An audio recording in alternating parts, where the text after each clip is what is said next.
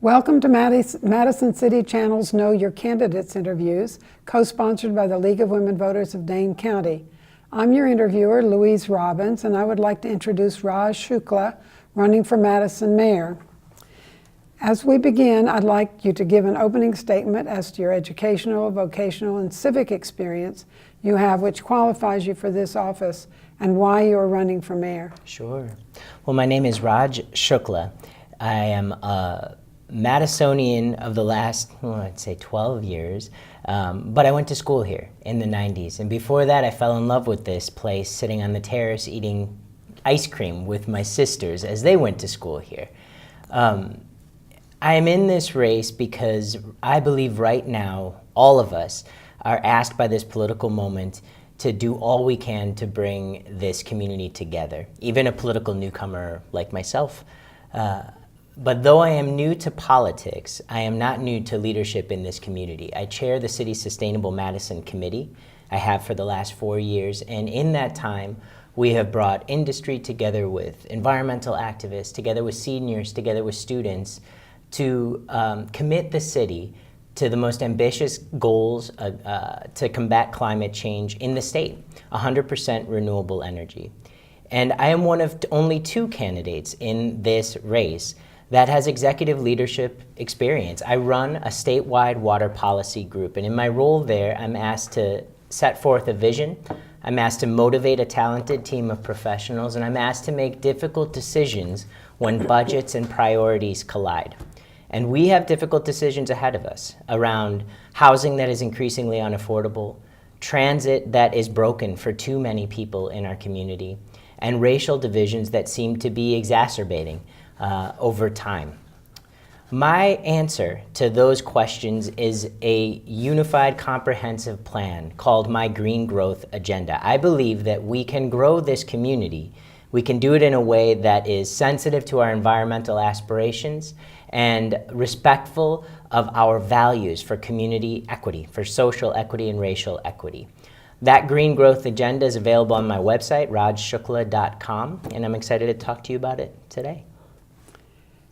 Lack of affordable housing and the pressure it brings to the issue of homelessness is a chronic problem that Madison cannot seem to get ahead of. What new ideas can you advance to help address the issue? Sure.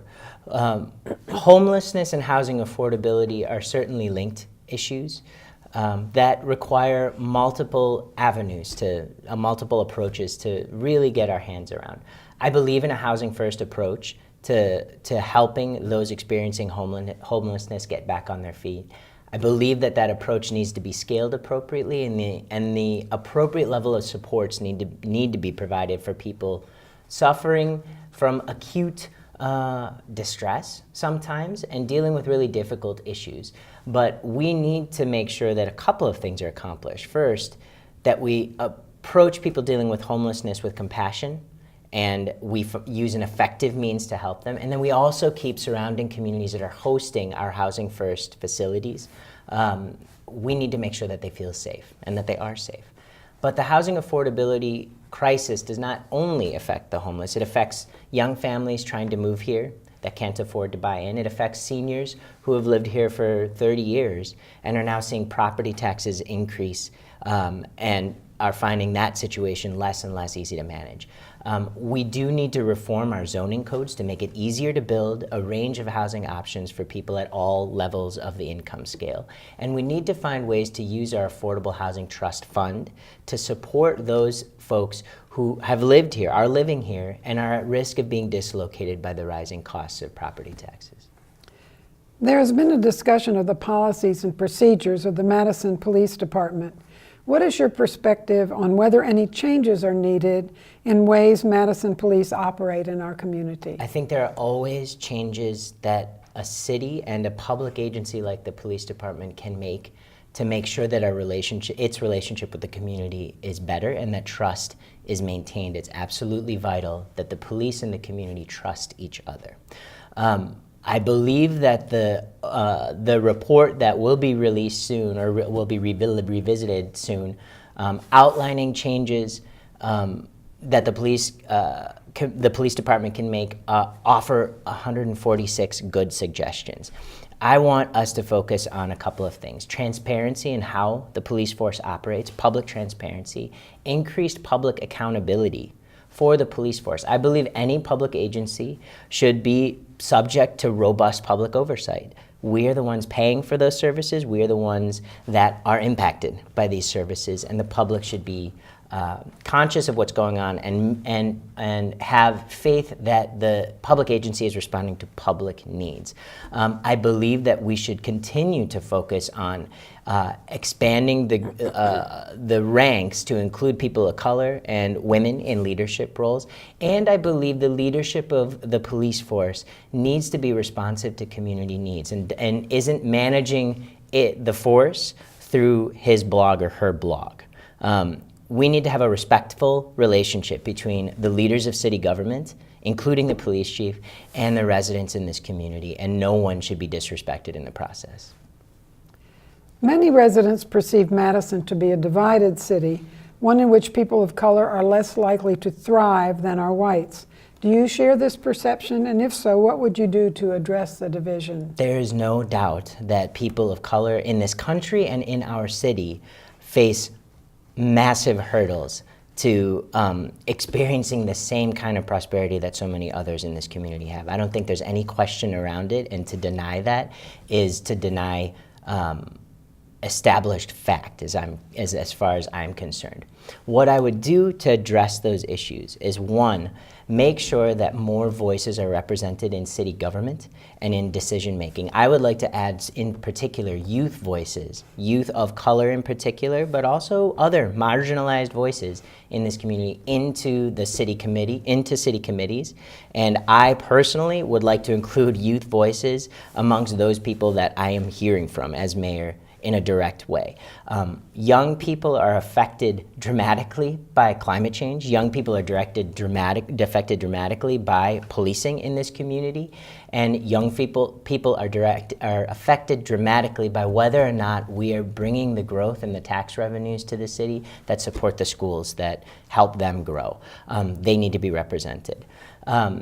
We also need to make sure that we are making sure that there is a level playing field for people who have been systematically shut out of the prosperity of this community. That means bringing costs down for city services. It means finding ways to increase affordable housing in our community. On transit, I would like to move towards a system that is fare free, that brings the cost down to those that need the system most. A $2 cash fare should not be keeping somebody from a job interview or keeping a mother from getting to child care in an efficient way. What are the issues that need to be considered as tax incremental financing districts are reconceptualized? I think the biggest things are we focusing our TIF financing is one of the most important tools that a city can deploy to build our community in the way that we want to.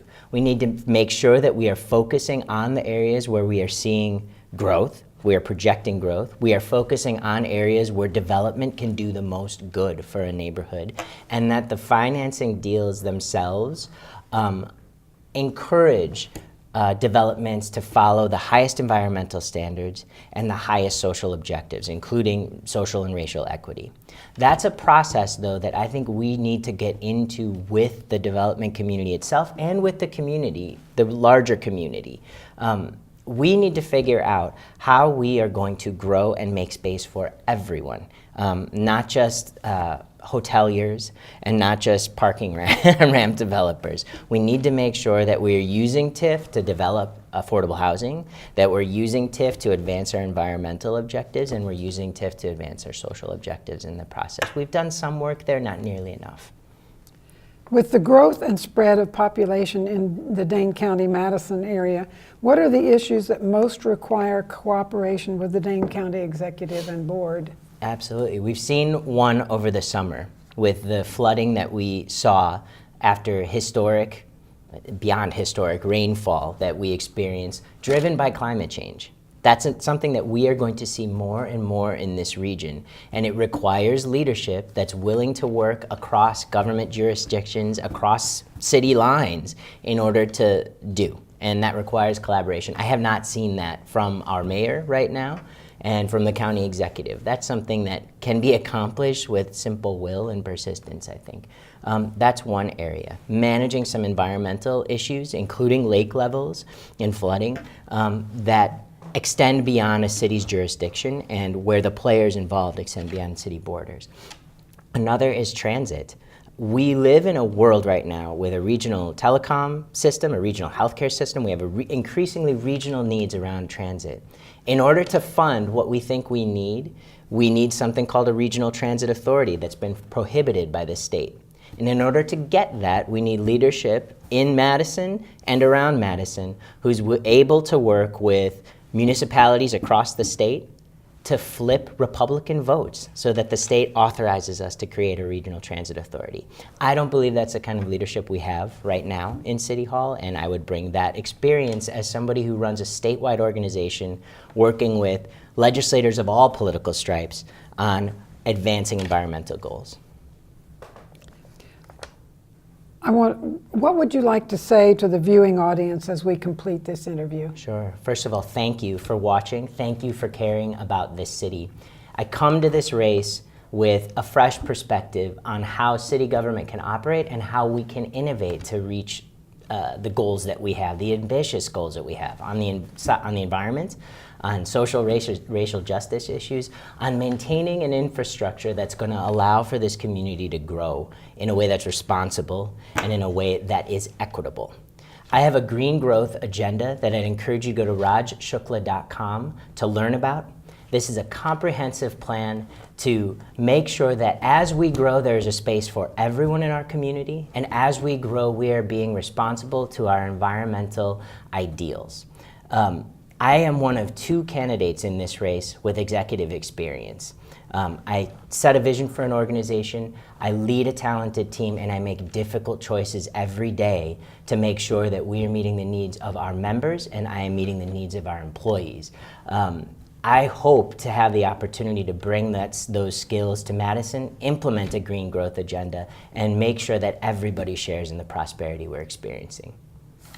I want to thank Raj Shukla for speaking with us and the viewing audience for taking the time to know your candidates. As with every election, please vote. On behalf of Madison City Channel and the League of Women Voters of Dane County, I thank you for joining us.